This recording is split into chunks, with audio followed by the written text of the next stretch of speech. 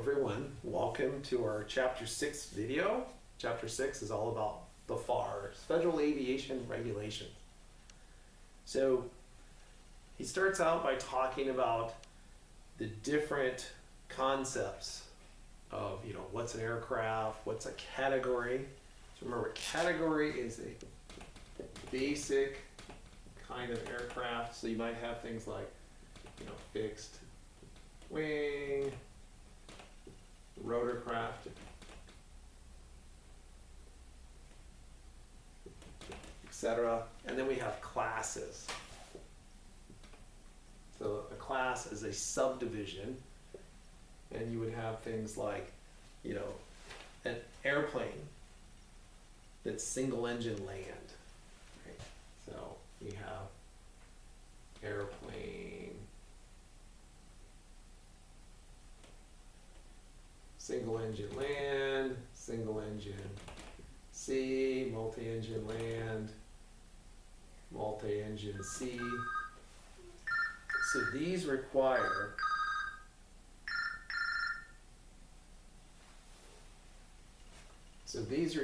a different pilot's license because they have a different category and class. We also have aircraft makes and models. So you might say I'm flying a Cessna 172A. And some of those models require you to have a type rating. So generally speaking, a type rating is normally required when you get above 12,500 pounds. And if you have a multi-engine jet, there are other things where you might have to get a type rating. And it depends on the situation. You can have a type rating being required when you have something that's less than 12,500 if the FAA just says, hey, this thing is really, really hard to fly. So you need a type rating. Other definitions that are in the FARs, talking about VFR, visual flight rules, that's where you're going to start. Eventually you might want to get an instrument rating, and then you'll have the ability to fly in IFR, instrument flight rules. Okay. So those are some basic definitions. They also talk about what is nighttime. Night is based on civil twilight. The confusing thing about nighttime in civil twilight, this is generally about 30 minutes after the sun sets to 30 minutes before it rises. So there's nighttime, and then there's night landings. And night landings are actually a little bit different. So we'll talk about that more in a little bit. We talk about PIC being pilot in command. The PIC is responsible for the flight, and the PIC gets to log PIC time. So these things can be found in the first part of the FARs. Now, when it comes to the FARs, we have two different parts that are very pertinent to us as pilots, and that's Part 61. Part 61 is all about pilot certificates and ratings. And then Part 91 is all about operations. We'll talk about both of these in a little bit more detail in a bit. So let's talk a little bit about Part 61. As I said, 61 is all about pilot certificates. Some of the things that it covers, what are prerequisites for pilot certificates, things like, you have to be a certain age, you have to be able to read, write, speak, and understand English, which is the official language of aviation worldwide. So thank you to America, because, we invented the airplane and helicopter and a lot of other cool stuff, so we get to make the rules. One of the things Rod talks about, if you have a drug or alcohol offense, it can prevent you from getting a license for a year. And when you go for your medical exam, you're supposed to disclose things like that. And if you get convicted of something like that, you have to notify the FAA within 60 days. And if you don't, they will suspend your license, possibly revoke it. So pretty much, if you confess, you might be suspended for a year. And if you don't confess, you might lose your ratings. So that's their way of motivating you to tell them. And that involves, you know, motor vehicle offenses and other things like that in general. Speaking of alcohol, there is a rule that says 8 hours bottle to throttle. So you have to wait at least 8 hours after drinking any alcohol, and your blood alcohol content has to be below 0.04.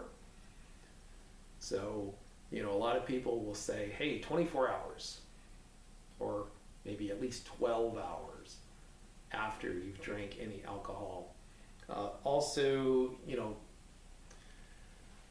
I know some professional pilots that they have rules like no epaulets, you know, no wearing your pilot shirt to the bar.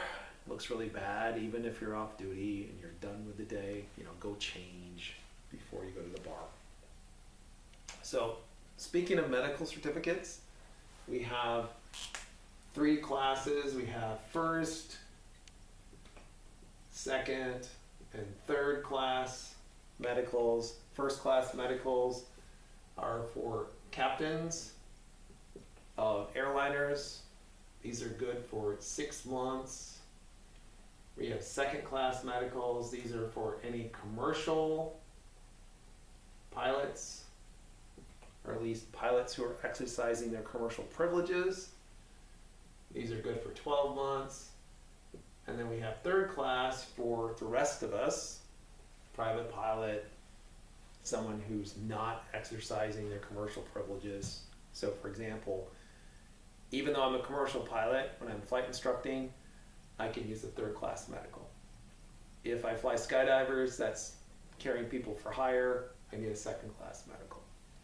So this is good for, I'll just say private flying, and it's either 24 months or 60 months. If you're under 40 when you get the medical exam.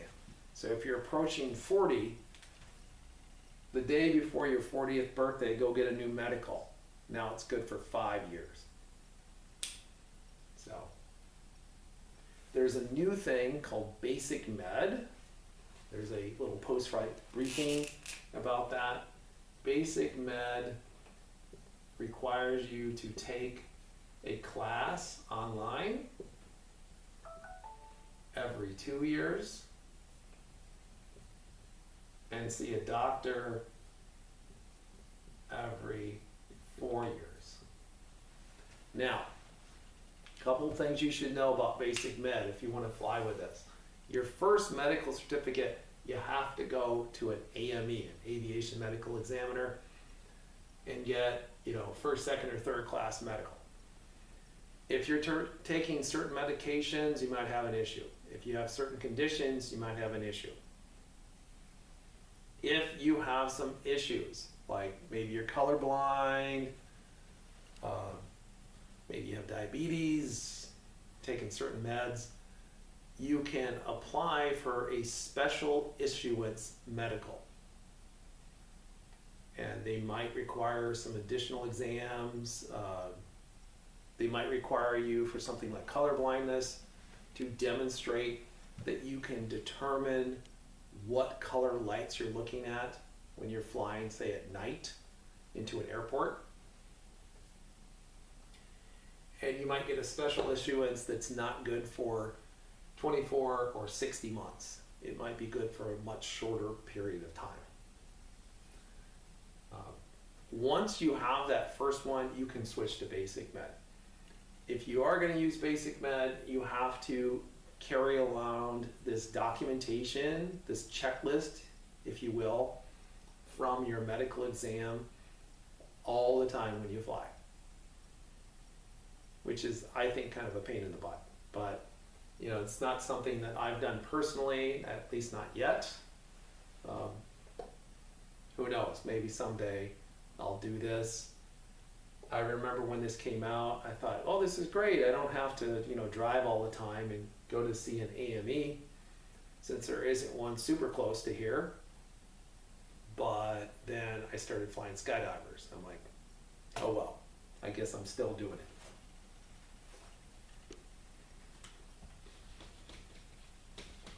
There are additional endorsements for your license.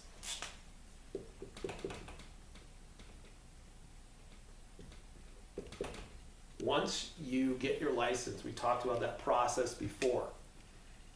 You went and you completed everything you needed, you got your 40 hours, you met all the other sub-requirements, you took your knowledge test, you went and took your check ride, they say, congratulations, here you go, now you're a pilot.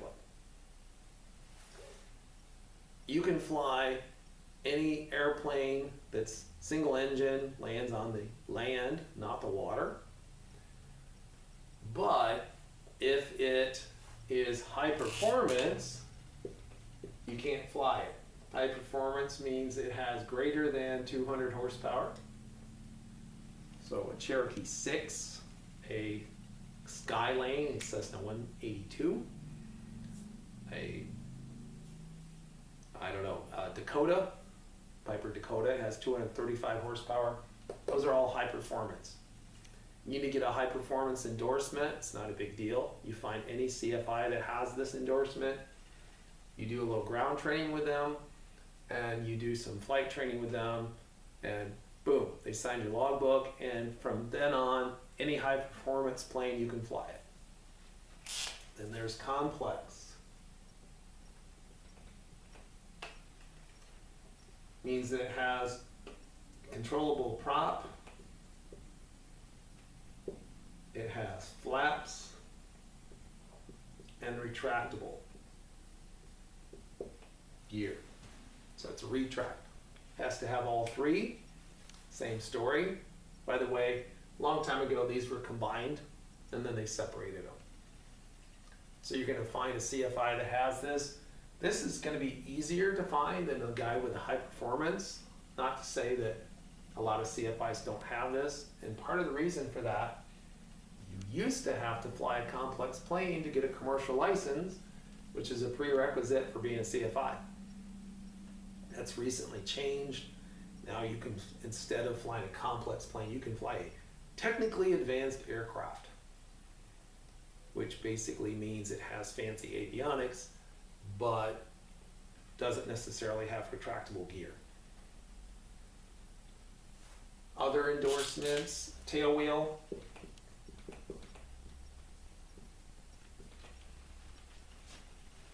Unless you did your check ride in a tail wheel, you're going to need to get this endorsement. There are other additional endorsements for things like high altitude. That's only if you are flying a pressurized plane that's capable of going more than 25,000 feet in the air. I used to fly Piper Malibu. Its maximum altitude was 25,000. There's a reason for that, because any higher, and then suddenly you needed an endorsement to fly it.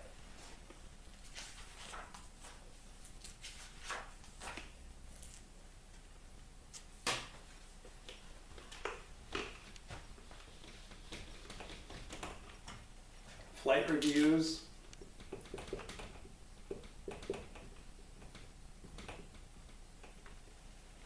Every 24 calendar months, you need a flight review. Every pilot, including flight instructors, need a flight review. This is a minimum of 1 hour in the air, 1 hour on the ground. A couple of things about a flight review. It's not a test. You don't fail it. You can fail to complete it, but you don't fail it. So if you come to me and, you know, we fly for a bit and I'm like, I don't feel comfortable signing you off yet. You might not get the sign off for the flight review, but you're not going to get a big black mark in your logbook that says Bob failed his flight review. It doesn't work like that. It's not repeating your check ride. It's a review. It's a, hey, some new things have happened. Maybe you haven't been flying for a while. You know, I didn't fly for 6 or 7 years. I went out and did a flight review after that.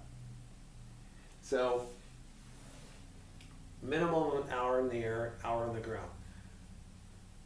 It's important to realize these are minimums. You know, sometimes you'll have somebody that come to me or another CFI and they want to do a flight review and they're like, okay, I got 2 hours.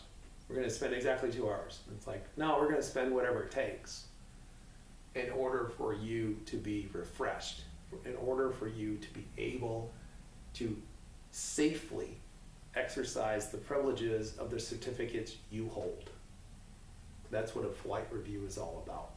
It's not about, hey, let's check a box and let's see what we can do right away. Flight instructors have a lot of flexibility in what they do on a flight review. Usually I'll ask people, what do you want to work on? Is there anything particular? What scares you? Are you scared of towered airports? Are you scared of doing, I don't know what? So if there's something that you feel a little iffy about, we'll work on that. You know, I've had flight reviews where I've done things like, hey, let's go do some grass landings and takeoffs, because it's been a while since somebody has done that. Or we'll go to a big airport. Maybe we'll go to a Class B airport sometimes. Right? So those are flight reviews. There's recency of experience requirements. So in order to fly as pilot in command, and you'll have questions like this during your oral exam, you need to have your flight review. If you want to take passengers, so I want to take a passenger, I need to have 3 takeoffs and landings within 90 days to take a passenger. Now, if I'm going at nighttime, I need 3 takeoffs and landings to full stop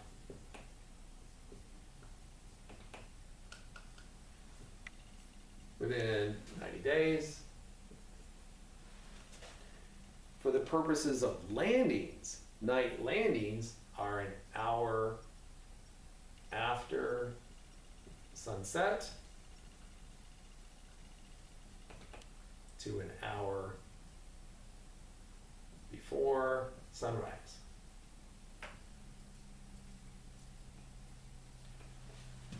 It's not the same as nighttime. Remember, nighttime was civil twilight. So they make a distinction. You can actually log nighttime, but not be logging night landings.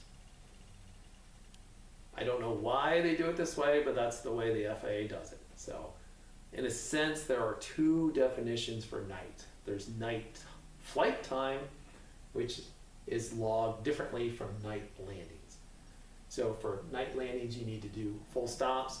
By the way, if you're flying a tail dragger, you need to have 3 takeoffs and landings to a full stop within 90 days in a tail dragger in order to fly that. Now, if you had 3 full stops in a tail dragger, you want to go fly a Cessna 172, you don't need 3 more. It's only if you go from the tricycle gear to the tail dragger that it really matters. And then they have to be full stop landings.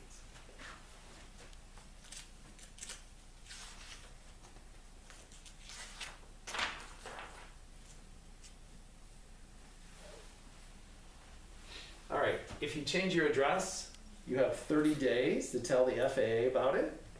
If you don't, you cannot exercise your privileges until you tell them your new address. You won't necessarily get a new certificate. You just have to notify them and say, all right, my address has changed. That's it. Now Rod talks a lot about student solo requirements. So in order for a student to solo, you have to have accomplished 15 tasks with an instructor. Obviously with an instructor, because before you solo, you always have an instructor. So there are things on this list like pre-flighting, taxiing, airport entry and exit, takeoffs, normal takeoffs, crosswind takeoffs, ground reference maneuvers, things like turns around a point, S-turns, stalls, power on stalls, power off stalls. So there is a laundry list of items that your CFI that signed you off to solo must personally witness. So if you're flying with a different CFI and maybe, you know, they went on vacation or something, you're flying with me, I have to see all those 15 things if I'm going to sign you off to solo. I can't just take somebody else's word for it. There's also a pre-solo written test. This is about the plane, the airport, and the rules that apply to students. So you need to know all about the plane that you're going to fly. What are its different V speeds? What's its VX, VY, VA? All of those things you should know. You know, how many spark plugs does it have? How many cylinders does it have? How much oil does it take? How much fuel does it hold? Those are the kinds of things you need to know. The airport you're landing at, what runways does it have? What's its frequency? How long are those runways? If I'm entering the airport from a certain direction, how do I enter the traffic pattern? These are things that you need to know. And then we have rules. Can you take passengers as a student pilot? Absolutely not. Can you advance any business interest while you're flying as a student pilot? No. You can't say, hey, I got a business meeting, or I have to deliver a part for my company. I think I'll do a solo cross country today. It doesn't work like that. You're not allowed to do that. So this pre-solo written test is all about those things. And this test you take, and then you go over it with the CFI. It has to be corrected to 100%. So it's not like a huge deal if you don't get 100% on it. Don't think you're not going to solo. You also need your medical. When you are soloing, you need all of these things to be accomplished. You need your medical, you need your logbook with the endorsements,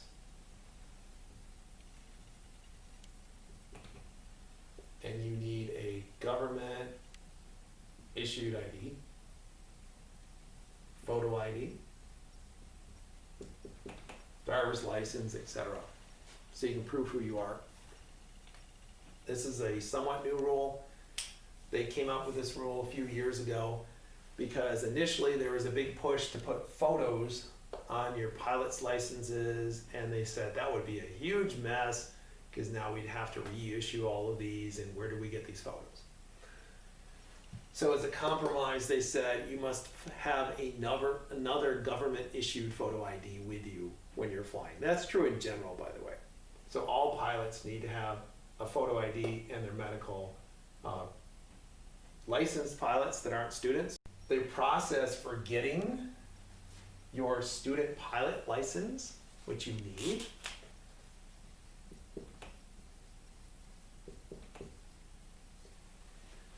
has changed as well. Used to be that was something you got from the aviation medical examiner. That's no longer true. Now you have to sit with your CFI and you have to log on to the system called IACRA. And what you do is you set up an account and you set up your profile. Most of the time, prefer to do this student pilot certificate thing after you've done your medical exam. because there's a place in there to enter that information, and then it's there for later when you go for your check ride, and you once again use IACRA. So you enter all that information, and about a week later, you get a student pilot certificate.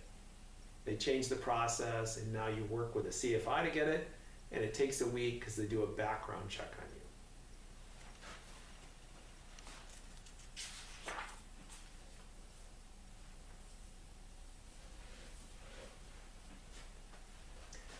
you. Now, speaking of solo, we also have solo cross country.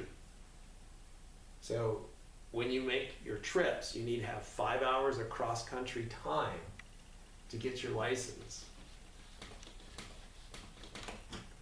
So solo cross country, we have 5 hours. You know, what's a cross country? A cross country is where you land more than 50 nautical miles away from the starting point.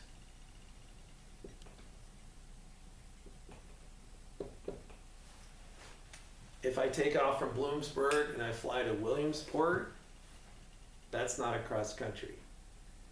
If I fly from Bloomsburg to Williamsport to Wilkes-Barre and back, that's still not a cross country. But if I take a local flight from Bloomsburg to Williamsport and land there, and then start a new flight from Williamsport to Wilkes-Barre, even if I go back to Bloomsburg instead of Williamsport, that is a cross country.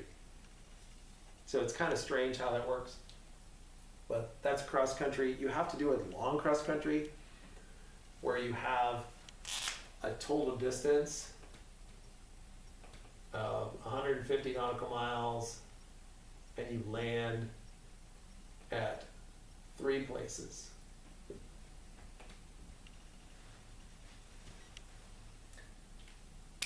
So, yeah, that's one of your solo cross countries that you have to do. You have to land at least 3 places. You can land at more, but there's really no need for that.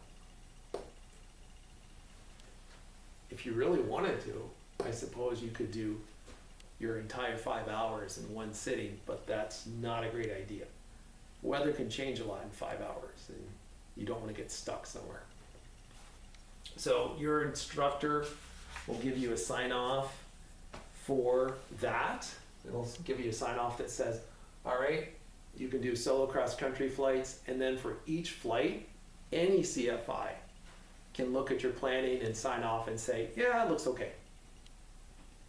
It doesn't have to be the same person that signed you off to do solo cross-country flight.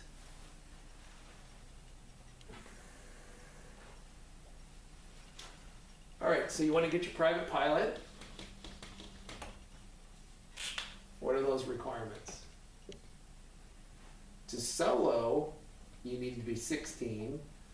To get the license, you need to be 17. Unless you're flying a glider. If you're flying a glider, then you can solo at 14, and you can get the license at 16. Same thing with a balloon. I'm guessing most of you want to fly an airplane though, or a helicopter. They have the same times, the same ages. And what are the flight experience requirements? You know, we talked about this in our very first lesson. Quick reminder, to get a private pilot, you need 40 hours. Total time, 20 dual, 10 solo, 5 solo cross country, and then there's the 5 threes. So you need 3 hours of night, including the cross country, and 10 takeoffs and landings. At night, we just talked about what that meant. You need 3 hours dual cross country, You need 3 hours of instrument training. You need 3 hours within 2 months of the test, and 3 takeoffs and landings solo at a towered field. Often people will do this as part of their cross countries. It doesn't have to be, but it can be. I used to teach off of a towered field, and your first solo, which is traditionally 3 times around the pattern, guess what? Boom, you just got it. Very first time.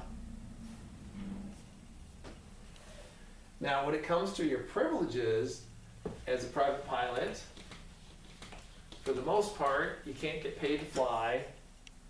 If you fly with friends, you have to pay at least your pro rata share of any rental or fuel, oil, airport fees.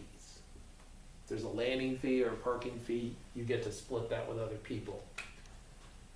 They say pro rata. They used to say that you had to share the expenses, and then pilots would say, I paid $1 and everyone else paid the rest, and the FAA said, I don't think so.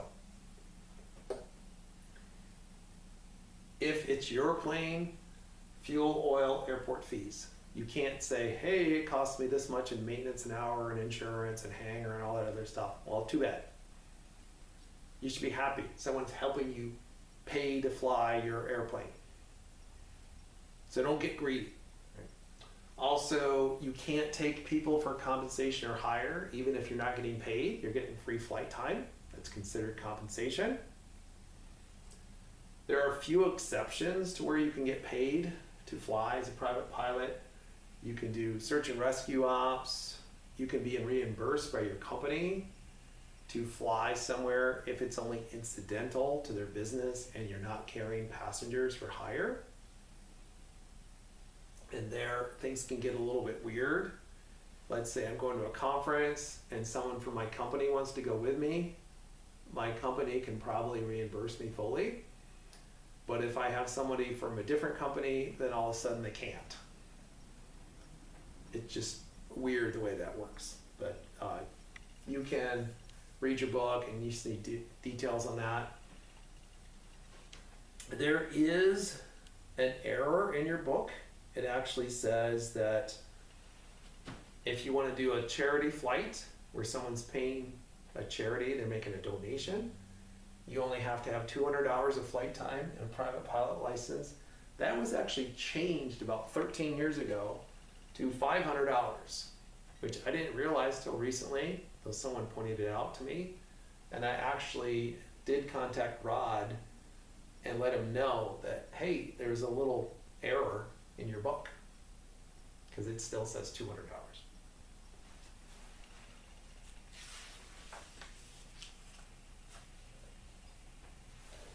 So that is a summary of Part 61. Again, I do recommend that you actually read through Part 61, all the stuff that pertains to student pilots and pertains to private pilots. The rest of the stuff, you can read it later when you're starting to work on your instrument rating, or maybe your commercial license or your CFI. So that's stuff to do later. So let's talk about Part 91. So Part 91 is all about operations. And it covers things like inspections. So your airplane has to be inspected every 12 calendar months. It needs an annual. If you're carrying passengers for hire or cargo for hire or doing flight instruction for hire, it might need 100-hour inspections. An annual inspection can be done by someone that has an IA, an inspection authorization. That's an additional certificate that a mechanic needs. So every aircraft has to have the annual inspection every 12 calendar months. And if you're using it for hire, 100-hour inspections. Other inspections that you always have to have, you need to have every 24 months. The transponder has to be checked, and then every 12 months, the emergency locator transmitter has to be checked. Now, if you're using it for IFR, you have to do every 24 calendar months a pedostatic check. This is usually done in combination with a transponder check if you have an airplane that's being flown IFR, because one of the reasons for that is often it's the same place. You have to go to an avionics repair station. You can't just go to any mechanic and have that particular check done. All right, other things that are required to operate your aircraft: it has to be placarded. So you have to have the operating limitations placarded, or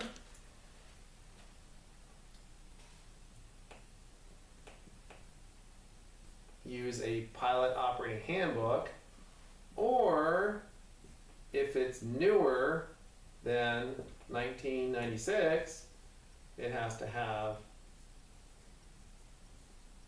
an AFM, Aircraft Flight Manual. Difference between an AFM and a POH is that an AFM is tied to an aircraft serial number. It's issued by the manufacturer. So it might be identical to other serial numbers, but if you look at the cover, it's going to say this is the serial number, this is the tail number that this manual pertains to.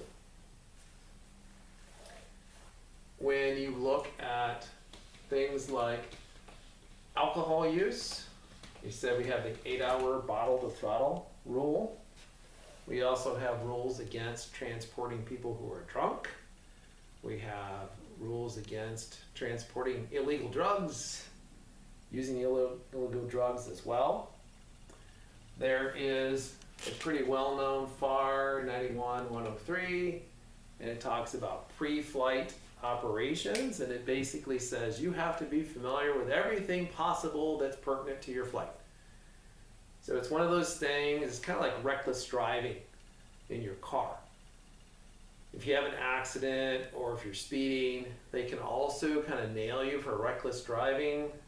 Similar thing, if you have an accident or something happens with your aircraft, the FAA might say, hey, you didn't get all the pertinent information. You didn't get the weather, so the weather was bad and it was too gusty and you went off the runway. Or, you know, you had an accident because you ran out of fuel because you didn't plan. And that's covered under FAR 91-103. There are some FARs that talk about things like flight crew. Flight crew, you have to have your seatbelt on all the time, whole flight. Passengers have to wear their seatbelts during takeoff and landing and taxi. And if you have a shoulder harness, you have to wear it during takeoff and landing. A lot of older planes don't have shoulder harnesses. It's one of those areas where the FAA has actually made it easy for you to retrofit a shoulder harness because they really want you to have it, because it enhances your probability of surviving or not being seriously injured in a crash.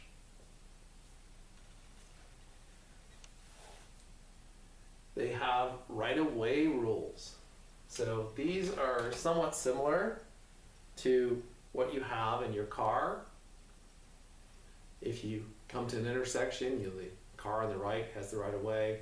Similar things, if two aircraft are converging, the one to the right, generally speaking, is going to have the right-of-way.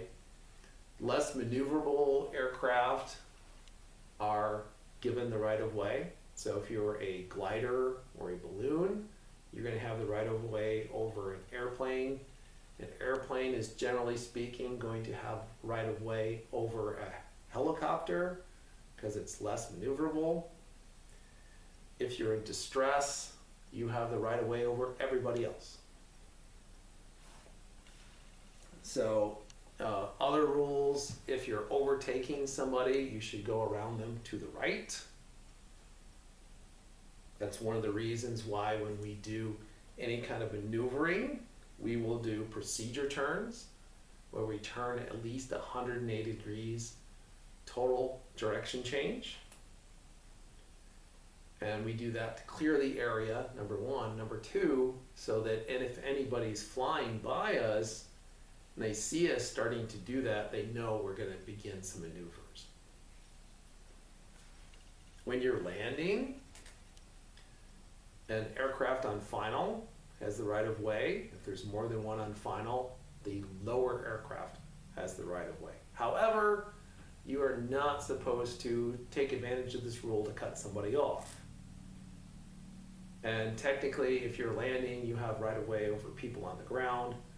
So, you know, people shouldn't be pulling out in front of you to take off or dawdling on the runway after they land, because you have the right of way. You know, occasionally you'll get the guy that calls his 10-mile final and then he tries to claim, hey, I had the right of way, I was on final. And it's like, no, you're not even in the airport traffic area 10 miles away. You know, they'll try to cut in front of somebody who's in the pattern that's on downwind. They're like, I'm on final, but you know, you're minutes away, even in a very fast aircraft.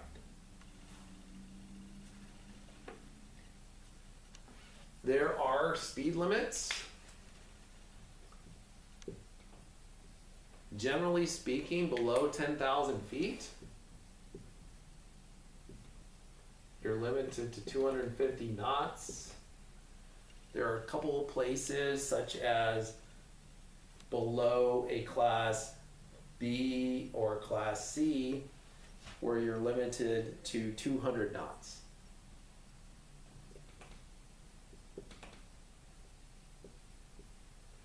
And you might say, why is this? Well, below 10,000 feet, your cloud clearance requirements are not that big. You know, we're going to talk about that later, but above 10,000 feet, they increase. So now you have to be 1,000 above, 1,000 below clouds, and a mile to the side. And you need much better visibility to be VFR up there. So you've got planes moving faster up there, and so the visibility requirements also change. In general, you're not allowed to operate an aircraft below an altitude from which you could safely make an emergency landing. If you are over a densely populated area, you have to be 1,000 feet above anything within 2,000 feet of you. If you're in a not densely populated area, and that's not well defined, Rod kind of mentions that, you will be at least 500 feet from any person or structure. Even if you're flying out over the water, it's legal to fly right over the water. It's not really smart, but it's legal. But you have to be 500 feet from any person or vessel, whatever, if you do that. Speaking of altitude, if you go above 18,000 feet, we no longer use altitudes, we use flight levels, and we take our altimeter and we set it to the standard pressure setting of 29.92 inches of mercury. And then we say we're at flight levels. So that starts at flight level 180, this is at 18,000 feet. Don't worry about it. Your training aircraft can't even make it up there, right? Most of these airplanes will not make it to 18,000 feet. They're going to top out somewhere between 10 and 14,000 feet, unless they're turbocharged. And unless they're pressurized, we learned about that before, you're going to want oxygen. You're going to need oxygen. So, you know, that's a problem. All right, clearances. Whenever you have a clearance, you can't deviate from it. So ATC says do this, maintain this heading, maintain this altitude. You can only deviate in an emergency or in a response to a traffic alert or a system resolution advisory. So you can't just deviate because you felt like it, right, if they give you a clearance. Rod talks about light gun signals. There's a table, it's figure 37 on page F31. It goes through that. Quick story, I actually had to use light gun signals once. I was flying out of the Purdue airport and I came in, and as I was flying, suddenly my entire stack just went dead and I had nothing. So I came and I circled the airport looking for light gun signals. Now, I had been flying up in Michigan, that's where I learned how to fly. Michigan has their own aeronautical charts, and they have the light gun signals on those charts. The standard FAA charts do not have light gun signals, so you need to memorize them. And there's a difference between what it means when you're in the air and what it means when you're on the ground. Also, someone got in trouble because I came in without a radio, and I want to say it was Christmas Eve, and they called the fire station that was nearby and nobody was there. They all went home for Christmas. So a lot of people got in trouble. Okay. When you're coming into a airport in Class G airspace, which is uncontrolled airspace, it's what we have at least on the ground here at Bloomsburg. We'll learn more about this when we talk about charts later. You should follow a standard traffic pattern, which usually means left traffic. So what's left traffic? You've got runway 9 and 27. If you're landing on runway 9, you're going around this way. All the turns are to the left. This is called your upwind leg, your crosswind, your downwind, your base, and your final. That's not to say that you couldn't fly a right-hand pattern if you had a reason. So here on a really windy day, if runway 27 is favored, sometimes I'll fly right pattern just because of that stupid ridge, and you get some really wicked turbulence. And if the winds are really up there, you know, like the other day, I came in, it said winds are variable at 5, gusting to 28. Right? So it was already a pretty wild ride. I didn't need to make it even worse by dealing with all that turbulence. So I opted to make a right-hand pattern.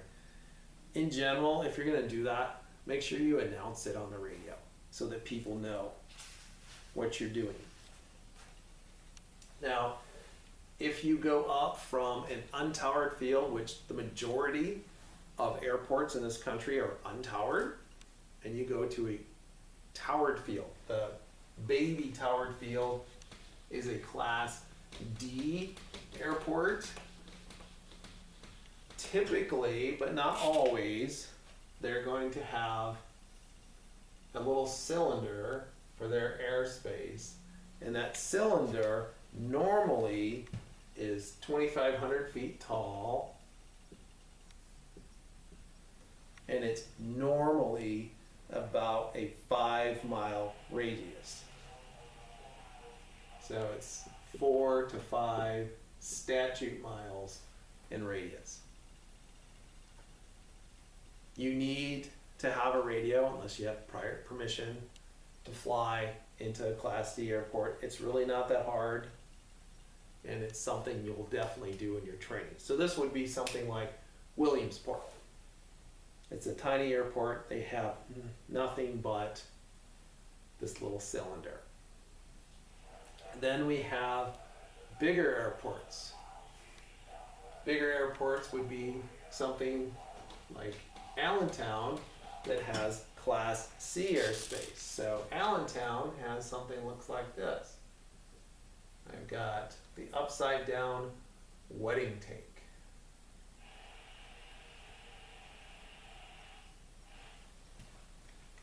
Again, typical dimensions are going to be a 5 nautical mile radius for this inner portion and a 10 nautical mile radius for the outer portion. That's typical, but it's sometimes different. Usually this part is 1,200 feet and the other part is going to be 4,000 feet. Usually.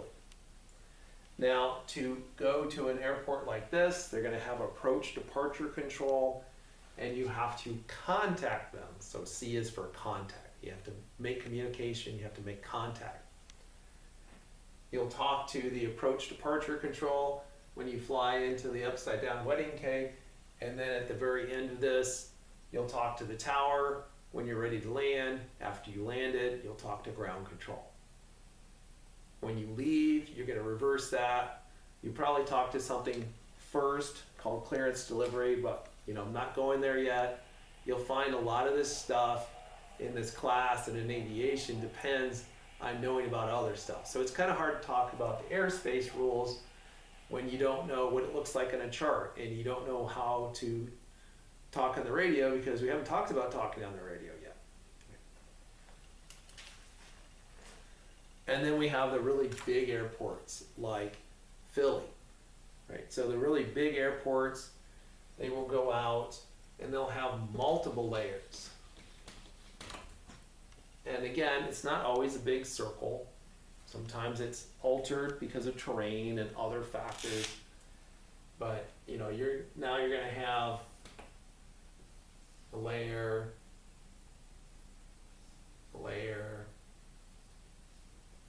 and another layer, and who knows how many layers you're going to have.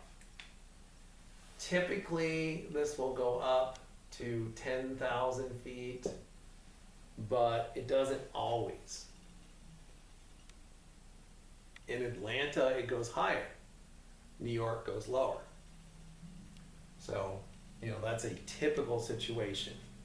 Now you have a approach departure control. You have to explicitly get cleared to enter this airspace, and you're going to have a tower at the very end, and you'll have ground control as well.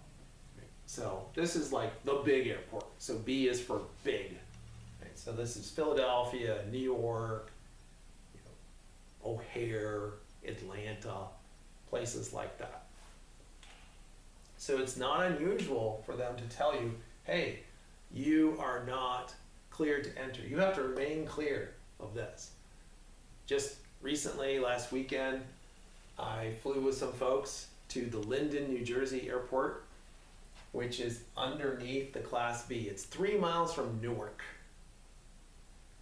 You have to fly below 800 feet to get into that airport. Either side of that airport, the airspace goes down to 500 feet. So you have to be very, very careful not to bust into this airspace. And sure enough, they said, remain clear. They didn't want to let us in there. If you're going into Class B, you need a transponder, you need ADS-B out as well now, and you need a radio.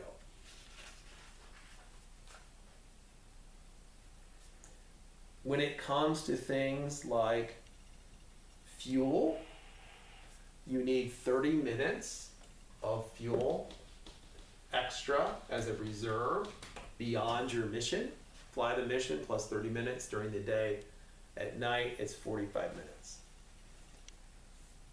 We have our basic VFR minimums. So if you look in your book, there's a chart on figure 48, page F39, and it talks about all these requirements. I'm not going to rehash that right now. Generally speaking, airspace below 10,000 feet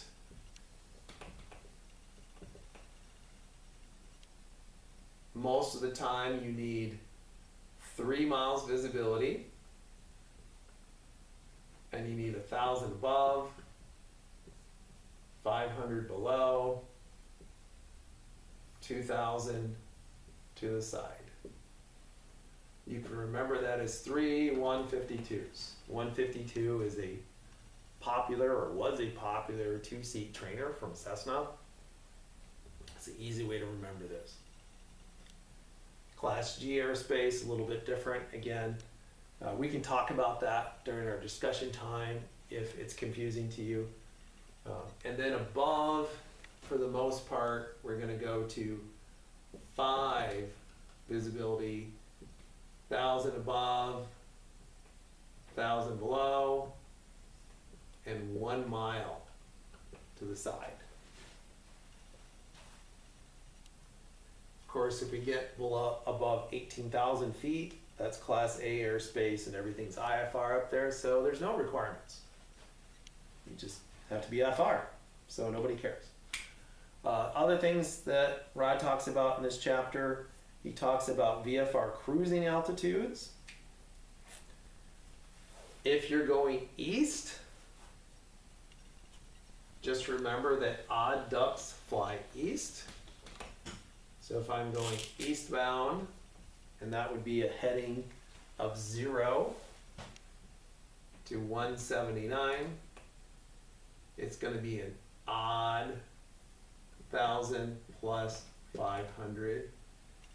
And if I'm going the other way, from 180 to 359, then it's going to be an even 1,000 plus 500.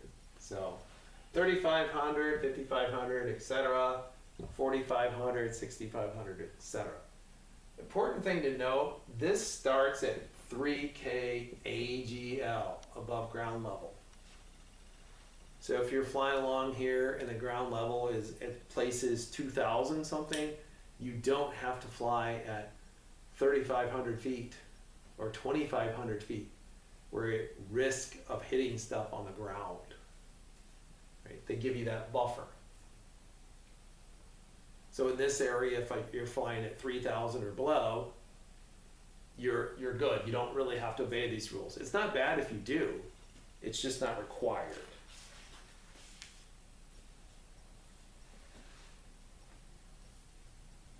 Talks a little bit about the required documentation. We have this acronym, AERO, Airworthiness, Registration, Operating Limitations, Weight and Balance. So airworthiness, registration. Registrations used to be good forever, and now they're only good for 3 years. The operating limitations, that's either placards for limitations or a POH if it's an old aircraft, or the AFM if it's a newer aircraft. And then your weight and balance. So those things are required. Talks a little bit about lights.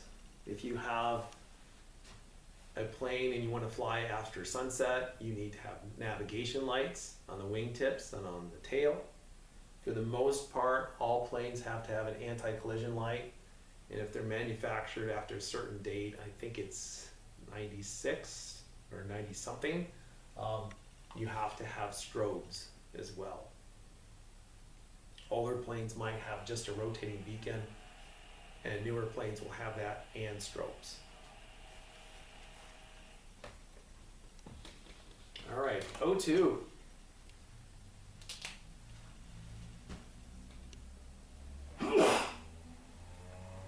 If you are operating above 12,500 for more than 30 minutes, you need oxygen.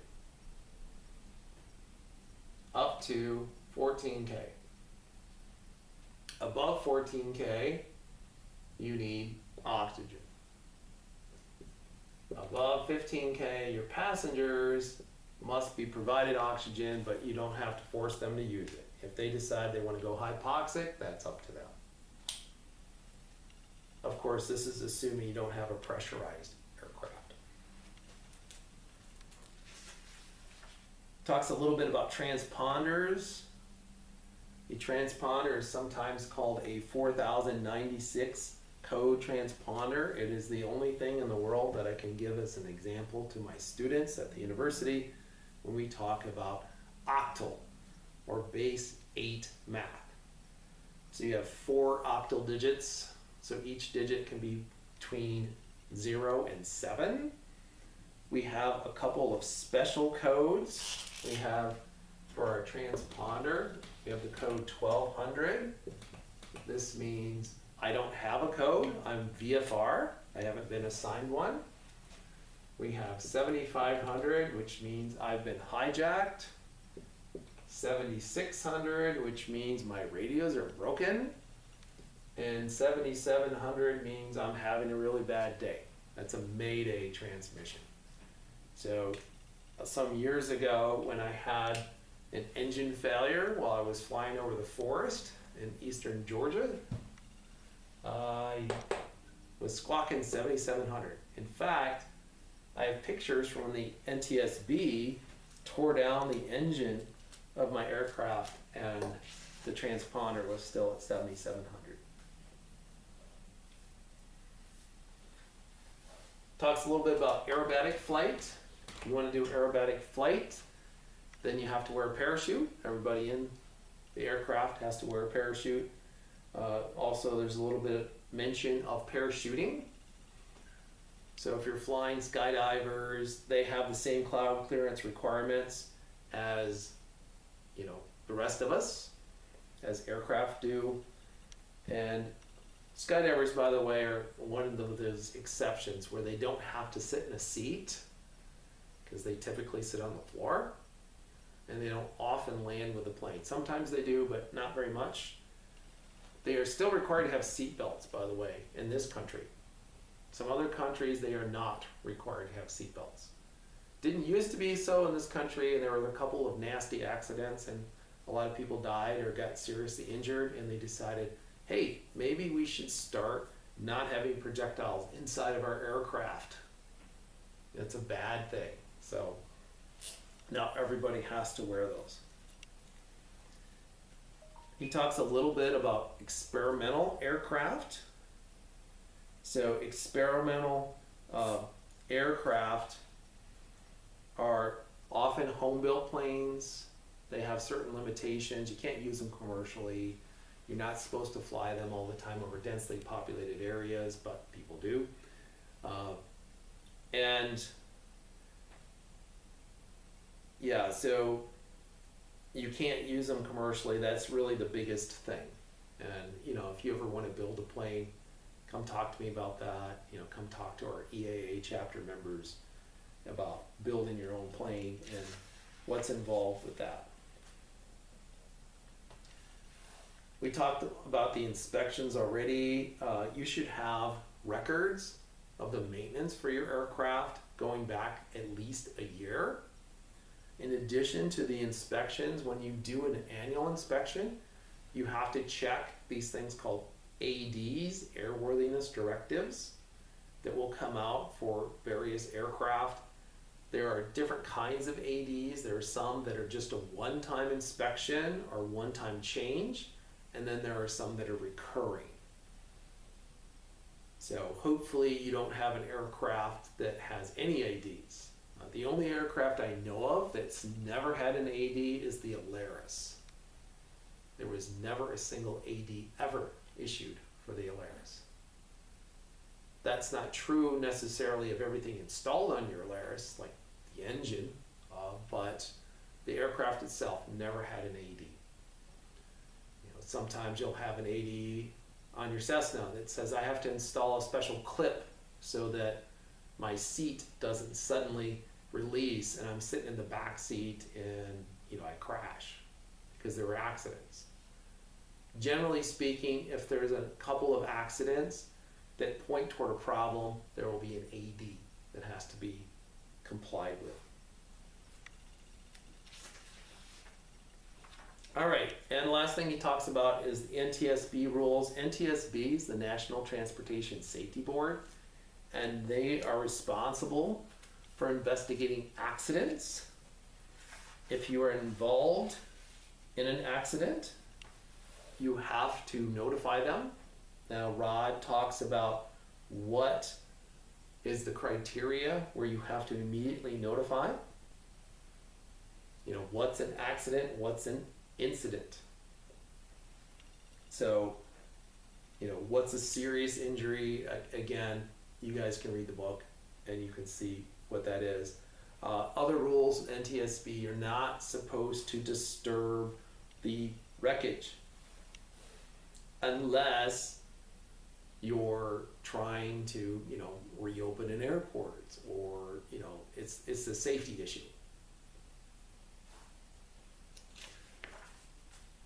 And that brings us to the close of this chapter. There is a couple post-flight briefings, including one about NASA forms. NASA forms are these forms that if you do something stupid and it was an accident, you can fill them out and other people can learn from your mistakes.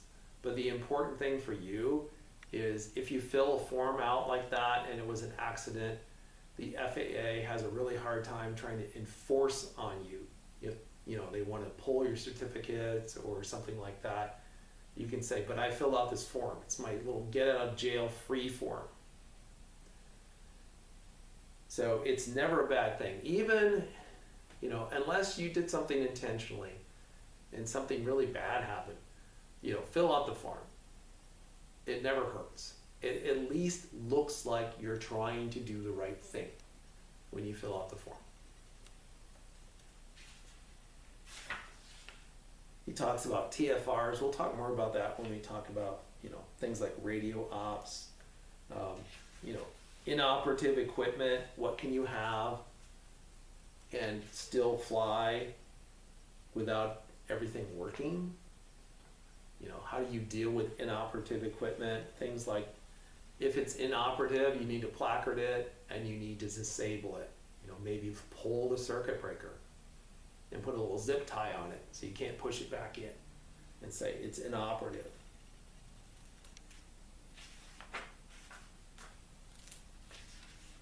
And he has a little discussion on basic med, which we mentioned earlier. So, you know, if that's of interest to you, go ahead and read that post-flight. So that brings us to the end of chapter 6.